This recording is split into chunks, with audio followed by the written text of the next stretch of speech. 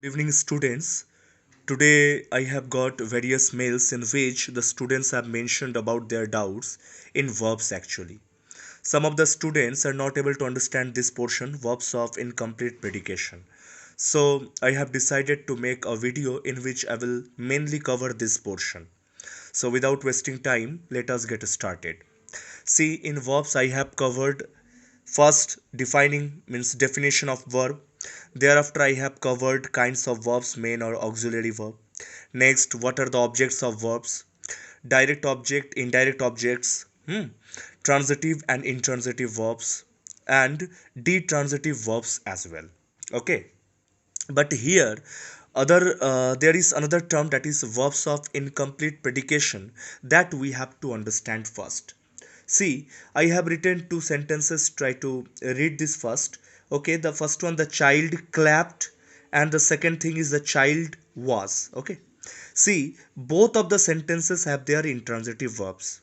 But while the first sentence makes complete sense, but in the second sentence, we need to add something. Means we need to add some word so that, the complete meaning is conveyed.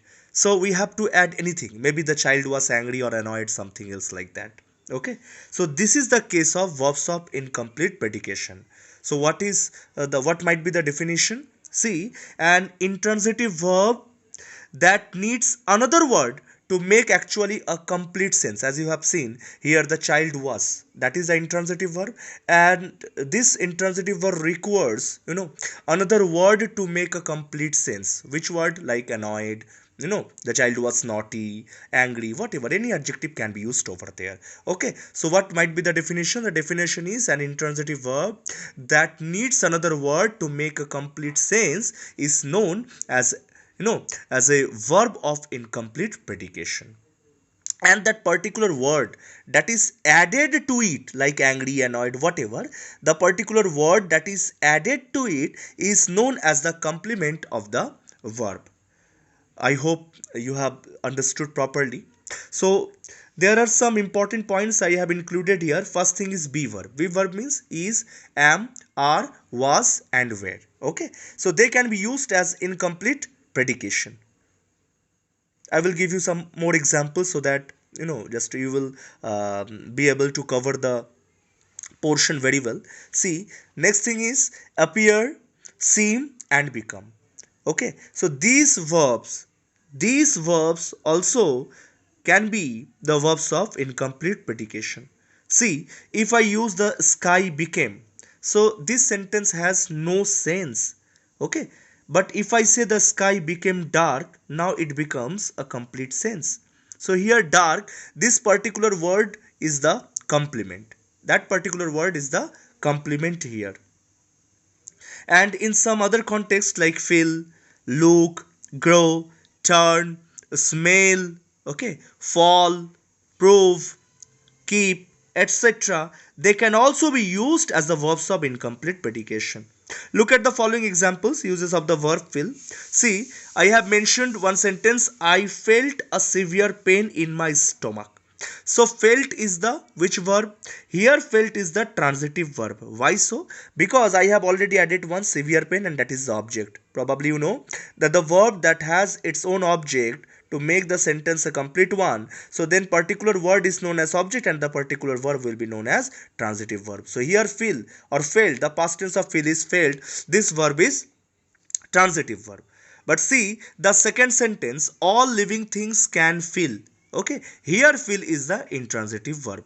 Okay, but intransitive verb means it does not have any object. Okay, but still all living things can feel. See, this sentence has a complete sense. I hope you have understood. Okay, you can take another example, like if I say the water feels warm.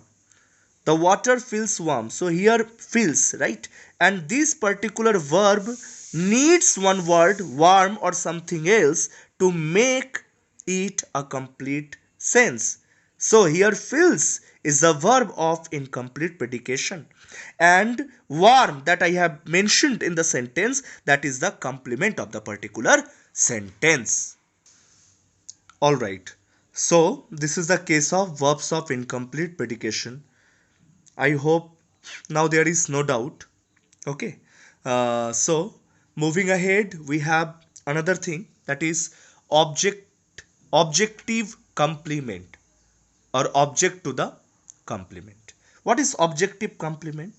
There are some transitive verbs, besides having an object, they also need a complement to make a complete sense. See any sentence.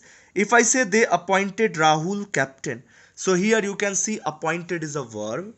Which verb? That is a transitive verb, and Rahul is the object. Okay, so if object is already over there, so that sentence does not require any other word to make it a complete sense. But see, without the use of this captain or this complement, the sentence is incomplete in sense. Okay, so that is, my opinion about this sentence. So what I have written, there are some transitive verbs, although they have some objects, but still they need another particular word. That particular word is known as the complement. For what? To make it a complete sense. Okay, so they appointed Rahul. If I leave this sentence here, if I don't extend the sentence to captain or something else, so here I'm just blocking it here.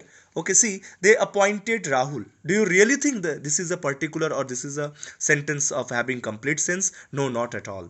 This has no sense actually. But if you use this particular word complement, now the sentence makes a complete sense. So here this is the case of objective complement. So this particular word is the complement, and as because the complement is related to the object, so it is known as what? Objective complement. Now see another example. The jury found him guilty. So already you can see one object is there, that is him. Okay, but still I require one complement to make this sentence a complete one. The jury, what? The jury found him guilty. The jury found him what?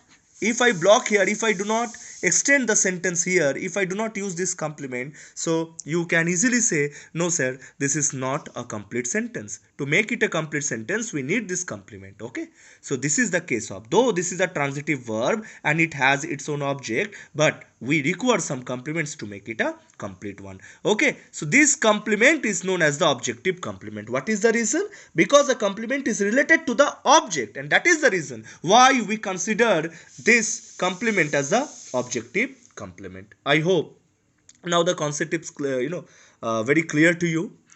Okay, so still if you find any doubts, so you will just let me know. uh, Thank you so much. Bye bye.